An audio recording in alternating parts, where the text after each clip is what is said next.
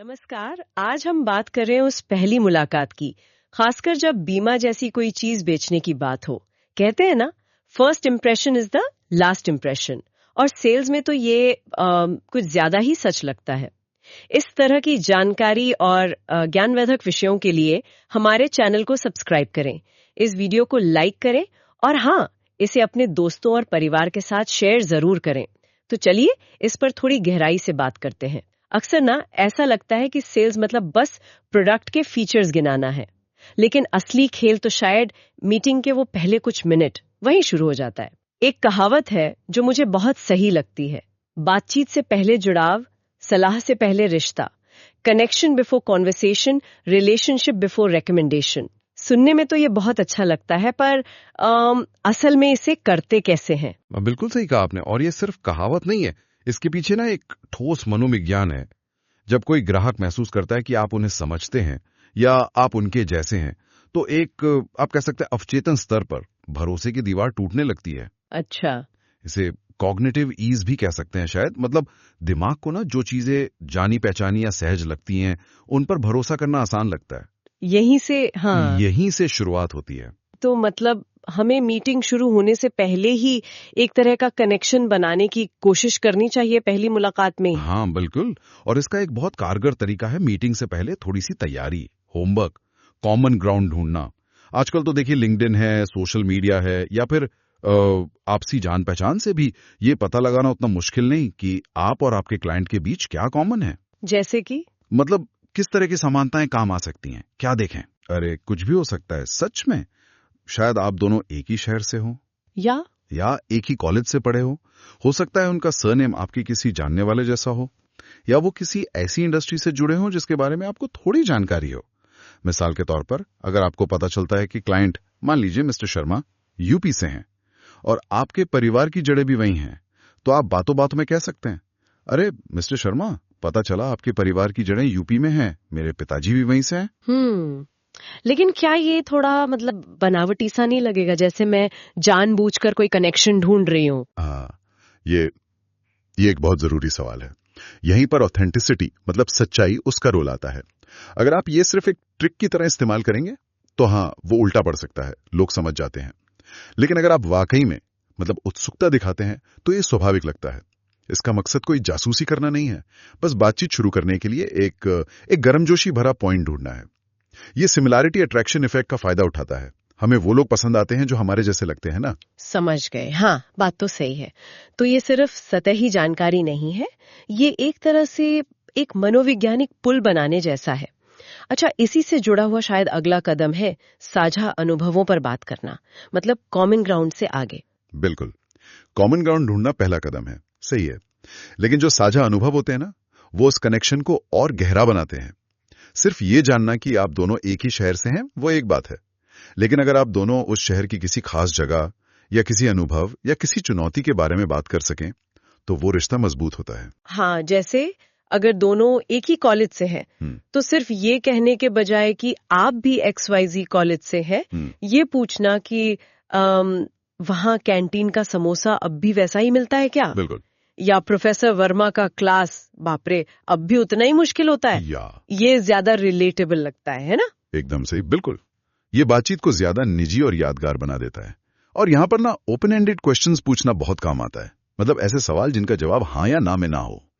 सीधे पूछने के बजाय आप कहाँ से हैं, आप शायद कह सकते हैं, मैंने देखा कि आपने XYZ कॉलेज में पढ़ाई की है, वहां आपका सबसे यादगार अनुभव क्या था। इससे क्लाइंट को अपनी कहानी बताने का मौका मिलता है और बातचीत ज्यादा नेचुरल लगती है। ये दिखाता है कि आपने उन पर ध्यान दिया है। ये दिलचस्प है। मतलब हम सिर्फ फैक्ट्स नहीं शेयर कर रहे हैं, बल्कि कहीं ना कहीं भावनाओं और यादों को छू रहे हैं। अच्छा, मान लीजिए हमें कोई कॉमन बैकग्राउंड या अनुभव नहीं मिलता, ऐसा भी तो हो सकता है। तब क्या? तब एक और तरीका है जो लगभग हमेशा काम करता है, उनकी उपलब्धियों को पहचानना और सच्ची तारीफ करना। देखिए, हर इंसान को अपने काम, अपनी मेहनत के लिए सम्मान और पहचान अच्छी लगती है। ये ह्यूमन नेचर है। बिल्कुल। अगर आपको पता चलता है कि क्लाइंट की कंपनी ने हाल ही में कोई बड़ा प्रोजेक्ट पूरा किया है, या उन्हें कोई अवार्ड मिला है, या उन्होंने कोई महत्वपूर्ण मील का पत्थर पार किया है, तो उसका जिक्र करें। उदाहरण के तौर पर, जैसे सुश्री ली मैंने पढ़ा आपकी फर्म ने हाल ही में अपना ऑपरेशन एक्सपैंड किया है। ये तो बहुत प्रभावशाली है, बधाई। या फिर मिस्टर खान, आपकी कंपनी को लगातार तीसरी बार बेस्ट वर्कप्लेस चुना गया। अरे वाह, ये वाकई काबिले तारीफ है। लेकिन यहाँ भी वही सवाल आता है, क्या ये चापलूसी जैसा नहीं लगेगा? फिर वही बात आती है सिंसेरिटी की, ईमानदारी। गोल्डन रूल है, तारीफ सच्ची हो और सटीक होनी चाहिए, specific. Keep it genuine and specific. झूठी या बढ़ा चढ़ा के की गई तारीफ लोग तुरंत पकड़ लेते हैं और इसका असर भरोसे पे बहुत बुरा पड़ता है। अगर आपकी तारीफ सच्ची है और आप उसमें थोड़ी डिटेल डालते हैं, जैसे सिर्फ बधाई कहने के बजाय ये बताना कि आपने उनके किस अचीवमेंट के बारे में पढ़ा है, तो ये ज्यादा प्रभावी होती है। ये दिखाता है कि आपने होमवर्क किया है और आप वाकई प्रभावित हैं। यानी स्पेसिफिक होना ज्यादा मायने रखता है। ठीक है। और अगर कोई बड़ी उपलब्धि ना हो या हमें पता ना चले, तो आप उनकी दुनिया के प्रति जागरूकता दिखा सकते हैं। जरूरी नहीं कि हमेशा कोई पर्सनल कनेक्शन ही ढूंढा जाए। कभी कभी सिर्फ ये दिखाना कि आप उनके शहर, उनकी संस्कृति या उनकी इंडस्ट्री के बारे में थोड़ा जानते हैं या जानने को उत्सुक हैं, ये भी काफी होता है। मतलब जैसे अगर क्लाइंट आगरा से है तो ताजमहल का जिक्र करना। आगरा, अरे वाह, आपके शहर की ऐतिहासिक विरासत तो कमाल की है। या अगर वे चेन्नई से है तो शायद वहां के संगीत या खाने का जिक्र। मैंने सुना है चेन्नई में दिसंबर में म्यूजिक सीजन बहुत बहुत शानदार होता है। हाँ बिल्कुल, इससे पता चलता है कि आप सम्मान करते हैं और जिज्ञासु हैं, बिना ज्यादा व्यक्तिगत या इंट्रूसिव हुए। ये दिखाता है कि आप उन्हें सिर्फ एक सेल्स टारगेट की तरह नहीं देख रहे, बल्कि उनके पूरे परिवेश को, उनके कॉन्टेक्स्ट को महत्व दे रहे हैं। ये एक सूक्ष्म लेकिन प्रभावी तरीका है सम्मान जताने का। ये बात तो सही है। कई बार लगता है कि हम इतने प्रोडक्ट फोकस्ड हो जाते हैं कि सामने वाले इंसान के माहौल को, उसकी दुनिया को भूल ही जाते हैं। अच्छा, अब मान लीजिए मीटिंग शुरू हो गई है और हमारे पास पहले से कोई खास जानकारी नहीं है, ना कॉमन ग्राउंड मिला, ना कोई उपलब्धि पता चली। अब क्या करें? ऐसी स्थिति में सबसे अच्छा तरीका है स्मार्ट सवाल पूछना, समझदारी भरे सवाल। ऐसे सवाल जिनका जवाब सिर्फ हाँ या ना में ना हो, ओपन एंडेड क्वेश्चंस। वो पूछें जो क्लाइंट को अपनी कहानी, अपने विचार बताने का मौका दें। जैसे क्या पूछ सकते हैं? क्या ये ज्यादा पर्सनल नहीं हो जाएगा? ये इस पे निर्भर करता है कि आप सवाल कैसे पूछते हैं और किस टोन में पूछते हैं। देखिए, आप बिजनेस के बारे में पूछ सकते हैं, इस इंडस्ट्री में आपको सबसे बड़ा चैलेंज क्या लगता है, या उनके करियर के बारे में, आप इस फील्ड में कैसे आए, आपकी जर्नी मतलब कैसी रही। या अगर माहौल थोड़ा अनौपचारिक लगे तो आप पूछ सकते हैं, इस शहर में काम करने के अलावा आपको और क्या करना पसंद है। लेकिन इसका मकसद सिर्फ जानकारी इकट्ठा करना तो नहीं है ना? बिल्कुल नहीं। यहाँ असली जादू है एक्टिव लिसनिंग का, मतलब ध्यान से सुनना। जब आप सवाल पूछते हैं और फिर सच में उनके जवाब को सुनते हैं, समझने की कोशिश करते हैं, तो क्लाइंट को महत्वपूर्ण महसूस होता है, इंपॉर्टेंट। और आप उनके जवाबों से ही कॉमन पॉइंट्स निकाल सकते हैं। शायद वो बताएं कि उन्हें घूमना पसंद है और आप भी शौकीन हो, या वे किसी किताब का जिक्र करें जो आपने पढ़ी हो। ये सवाल पूछना सिर्फ बातचीत शुरू करने का तरीका नहीं है, ये क्लाइंट को महसूस कराने का तरीका है कि आप उनमें, उनकी राय में रुचि रखते हैं। ये उन्हें बोलने का मंच देता है। वाह, ये तो पूरा पर्सपेक्टिव ही बदल देता है। ये सिर्फ सवाल जवाब नहीं, बल्कि एक तरह से सामने वाले को समझने और सम्मान देने की प्रक्रिया है। अच्छा, अब एक और चीज जो मैंने सुनी है वो है मिररिंग। मतलब सामने वाले की बॉडी लैंग्वेज या बोलने के तरीके की थोड़ी नकल करना। क्या ये वाकई काम करता है? मुझे तो ये थोड़ा अजीब सा लगता है। हाँ, मिररिंग ये एक जानी मानी तकनीक है और ये काम करती है, लेकिन इसमें बहुत सावधानी बरतने की जरूरत है। ये बिल्कुल सही कहा आपने।